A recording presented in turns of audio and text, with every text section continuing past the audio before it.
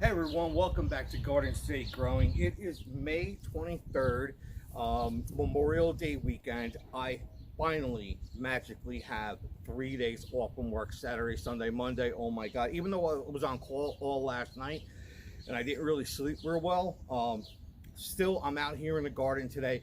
And I was sitting there thinking of something I could videotape, and I realized that the longer I was sitting there thinking of something I could record, the less I was out here actually doing something. So I just decided to get up and start doing some routine maintenance. Now, I had my beans that I planted and I neglected to mulch them. As a result, it was only a couple days, but as a result, a lot of the grass had pushed through. So today I went and I moved some mulch around from some sections of the yard where I had put excessive amounts on purpose so I could have as a standby to bring in for such a situation like this. Now, the reason why I'm making this video is because I saw a lot of questions. I actually had one question on my YouTube channel, which is awesome. Phyllis, I love you. You know I love you, Mrs. 100 subscriber. I had a question of when is it time to start harvesting your radishes?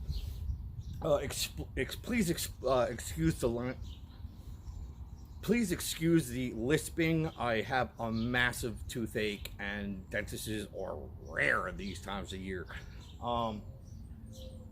So I had that question about when to start to harvest your radishes, and it's really simple. They will tell you. So I'm just going to bring you in real close and show you which radishes I have that are ready to be harvested, might need a little bit more, and are completely not ready to be harvested.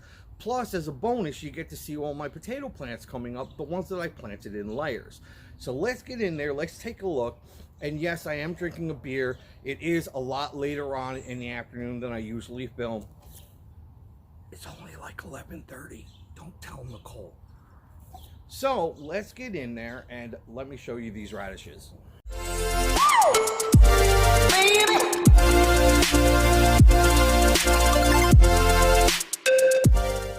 Okay, so what we have here, this is my bed of, I can't pronounce it, Caribbean. If someone knows how to pronounce it, Caribbean potato, and my lady striped radishes. Now you can't tell the difference between the plants. Like, this is the potato plant right here, okay?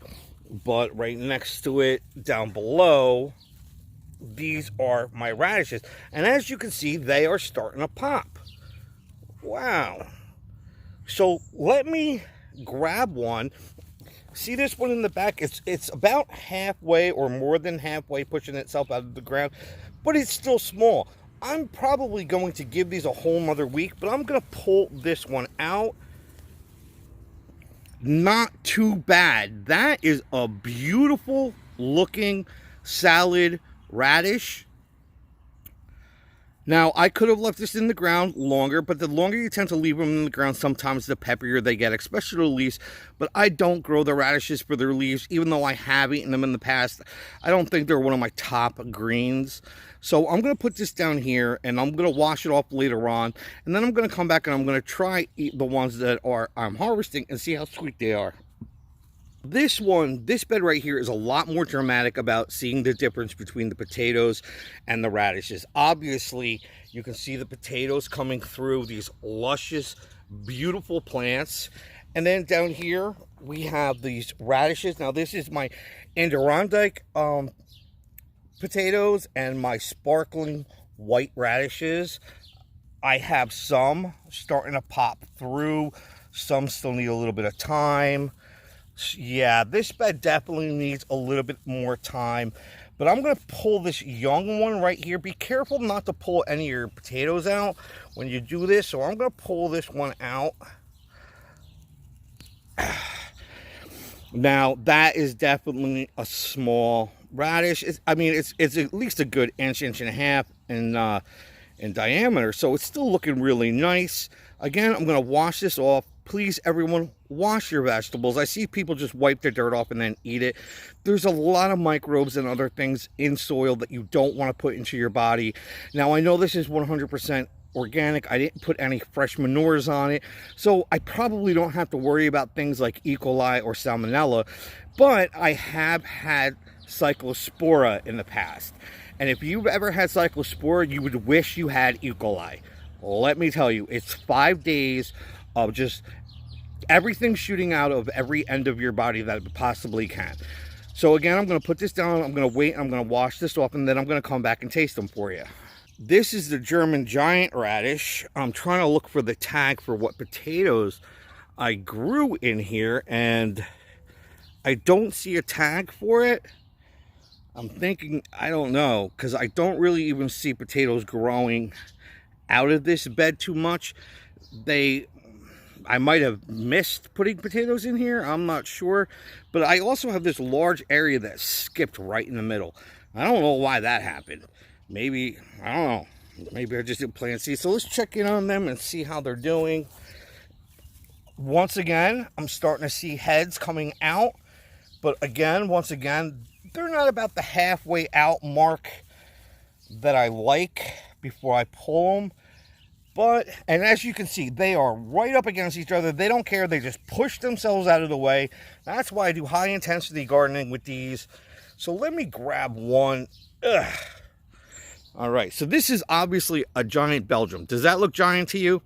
Nope, but it's still edible. It's still a nice salad or pickling radish. It should be nice and sweet considering its young age. Ho, ho, ho, Jabba Chewbacca, no Han Solo. Over here again, we have a much more pronounced potato against the radishes.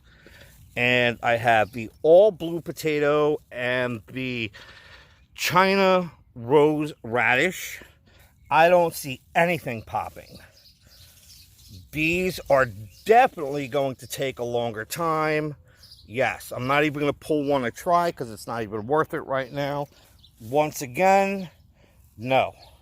At least another week or two. I could go and I could pull these older culling leaves off, these yellow leaves. I'm not even going to bother. So in this bed, I planted two different radishes. This is the daikon radish and the early scarlet globe. I did not plant any potatoes in here. I know that for a fact. I do not see any radish heads popping. I'm not going to pull any. And last but not least, these are not radishes. These are turnips and parsnips. So I'm going to continue to let those grow. I know they're not going to be ready to grow yet, to harvest yet. So we're out here. I just got done showing you the beds of my radishes and potatoes. And what we have here is we have the sparkling white, we have the Spanish white, and we have the giant Belgium. Now I'm going to go ahead and I'm going to take a bite of these, even though I do have that toothache, and see what they taste like.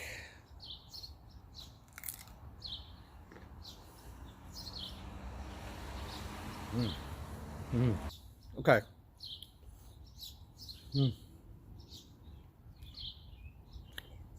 It's crisp, it's refreshing, a little bit peppery, not really that sweet, nothing really remarkable about it except for just the beautiful pink color and the shape of it. I'm definitely going to give these at least another week. I'm going to be checking in on them to see when peak harvest is, but it's okay if I leave them a little long. How do you like your radishes? Do you want them a little pepperier, or would you like them a little sweeter, depending on how small you grow them? Now, this was the Spanish white. I'm going to rip that little tap root off of it. Okay.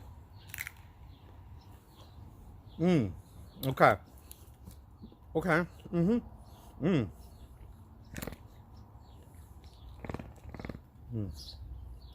That one was really good. Chance, come here. Come here, sweetie. I'm going to feed these to Chance. She loves them. Now, of course, this is my Belgian.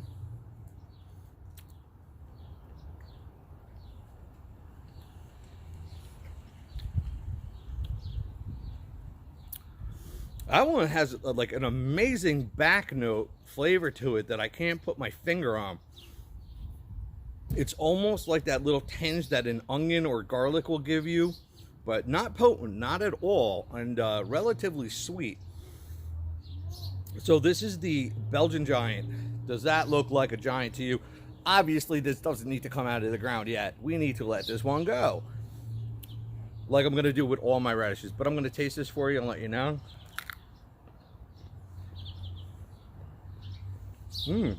Okay.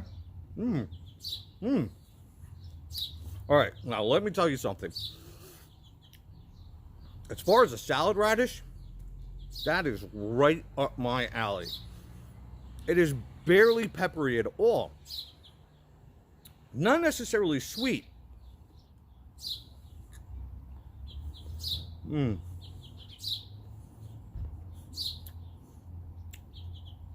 But man, the mildness of this radish is just amazing.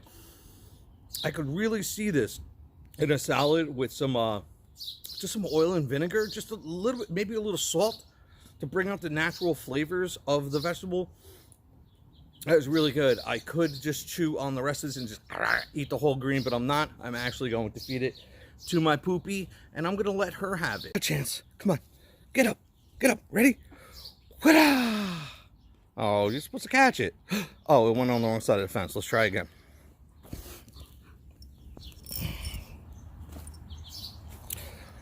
See how well that fence is working from keeping her out? Let me tell you something.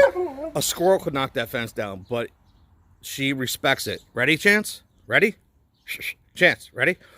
Woo! She don't care. She's like, give me that radish.